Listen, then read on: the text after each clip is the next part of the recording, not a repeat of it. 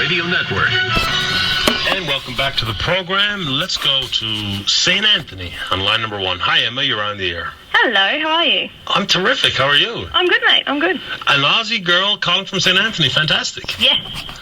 Yes, I am. I was just calling. It's actually my last day at work. I work at the Northern Pen newspaper up here in St. Anthony. Okay. And I was just calling to say goodbye to everyone and thank everyone on the Northern Peninsula and Southern Labrador for being totally awesome people. Well, that's terrific. How long have you been in St. Anthony? About 18 months. 18 months. And what brought you there? Not to write for the pen, was it? Yeah, it was Really? actually, yes. How'd that all come to pass? Well, I was in Vancouver for about 3.5 years, and I wanted to get back into newspapers and came across a job, and I was like, Newfoundland. I've always wanted to go to Newfoundland. So I went home and said to my husband, how do you feel about moving to Newfoundland? And he said, I've always wanted to go to Newfoundland. So I got the job, packed up the cat and the husband, and here we are. And did you know anything about the place before you got here? No, I did go onto the town's website and I saw their moose. Kind of like do this, like moose poke their head up into the website, and there was like icebergs. I thought there were more puffins here than there were. You have to go to specific areas, but there's lots of puffins around, no question about that. Emma, it's really fantastic to know that you enjoyed your stay and thought enough of it to call the show and thank everyone for their kindness. Where are you heading from now? Back to Australia? No, I'm actually heading out west to Saskatchewan.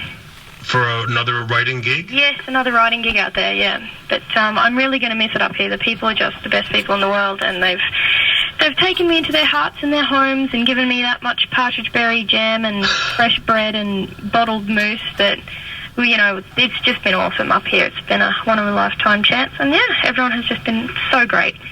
Emma, I know that St. Anthony is part of the Straits provincial district, right? Straits White Bay North, yep. So, from your perspective, it was one of the interesting seats because it's the only rural seat the NDP managed to pick up, and there was a lot of controversy up there. Give us your impression as a writer working through that campaign with that result.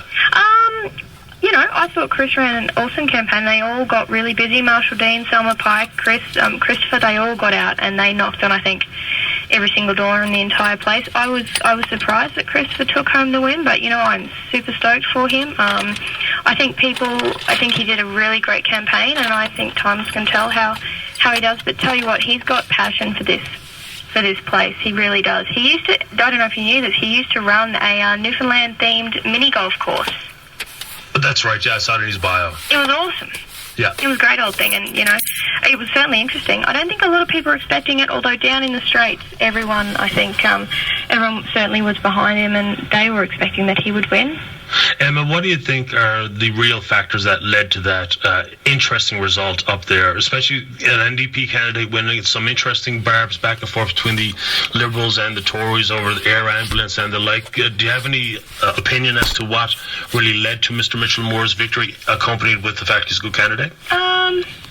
I think the fact, the air ambulance was a big issue. No matter what anyone tells you, it really, really was a big issue. I think it took a lot of support away from the PC candidate, the fact that whole thing went down.